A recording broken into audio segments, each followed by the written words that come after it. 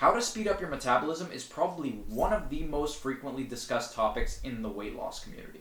This unfortunately has led to many debates over the years regarding what does and what doesn't speed up your metabolism. Things like increasing your meal frequency, intermittent fasting, and drinking apple cider vinegar, to name a few. I'll be going over some of these claims and discussing whether or not they're probably worth trying for fat loss. But before I do, let me know in the comments section below whether you personally found that any of these methods are effective for fat loss. I'm going to say it outright. Apple cider vinegar doesn't increase your metabolism in the slightest. Metabolism can be described as the number of calories that you burn in a day. This can be broken down into several categories, with the largest contributor to calorie burn being your basal metabolic rate. Other factors include exercise, thermic effect of food, and other non-exercise activities that we carry out throughout the day. One of the most common ones is that increasing meal frequency boosts your metabolism. Unfortunately, there's very little scientific evidence to back up this claim. That's not to say that increasing your meal frequency won't necessarily benefit you from a fat loss perspective. A lot of people find that increasing their meal frequency helps keep them full throughout the day and avoid snacking. This will result in less calories consumed and increased fat loss. Like everything in fitness and nutrition, this is very specific to the individual, so what works for one person won't necessarily work for another. If you find that eating smaller meals more frequently keeps you satisfied longer, keep with it. If you can get by on fewer meals in a day, more power to you. Just don't feel the need to eat a minimum number of meals per day to maximize your fat burning. Your metabolism doesn't work like that. Next up is a very hot topic in the fitness community.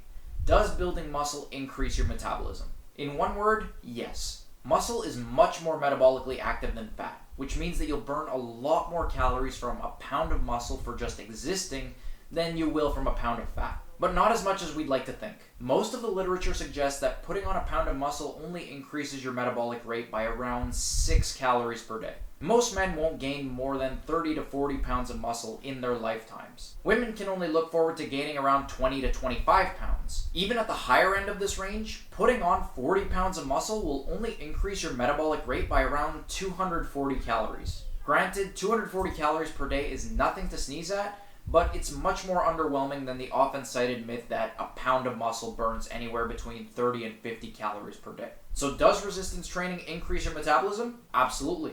This is my go-to recommendation for basically anyone who's trying to lose fat. Not just because of the extra calorie burn, but also because you're increasing your lean body mass, strengthening your bones, tendons, and ligaments. But what about cardio? It'll increase your metabolism, right? Yes and no.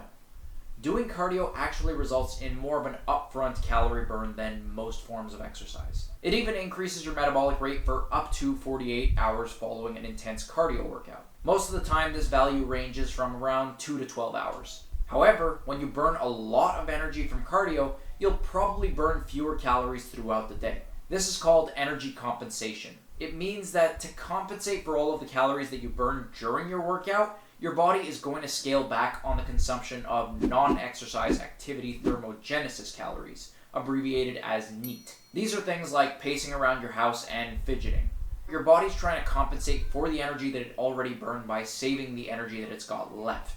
Our bodies always try to take the path of least resistance and conserve energy wherever possible, so it makes sense from a biological standpoint. If you're looking to maximize fat burning while getting in a good cardio workout, I definitely consider circuit training, where you're cycling between resistance training exercises with little to no rest in between. This gives you the dual benefit of burning a ton of calories while also building muscle at the same time.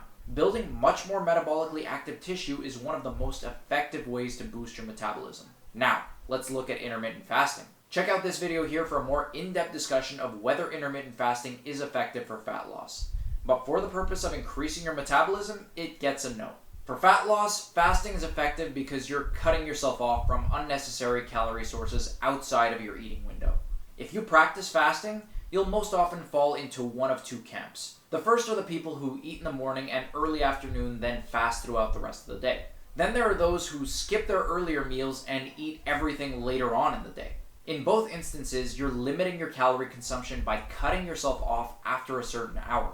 And depending on how small you make your eating window, you may not even be able to eat a full day's worth of calories, which drives the point home that energy balance really is the deciding factor here. Intermittent fasting is just a trendy and creative form of calorie restriction.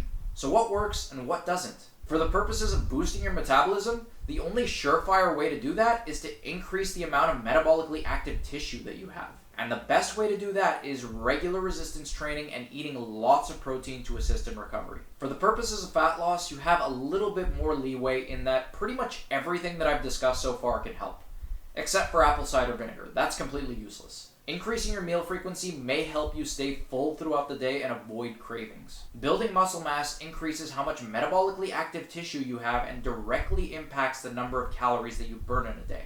Cardio burns a lot of energy up front, but your expenditure for the rest of the day may dip as a result. Intermittent fasting doesn't speed up your metabolism, it only restricts your calories to a specific eating window. The reason that it's effective for fat loss has more to do with the fact that you're subconsciously restricting calories than any metabolic advantage that it may actually provide. Check out this video here for a more in-depth discussion of why intermittent fasting can be a great tool to supercharge your fat loss.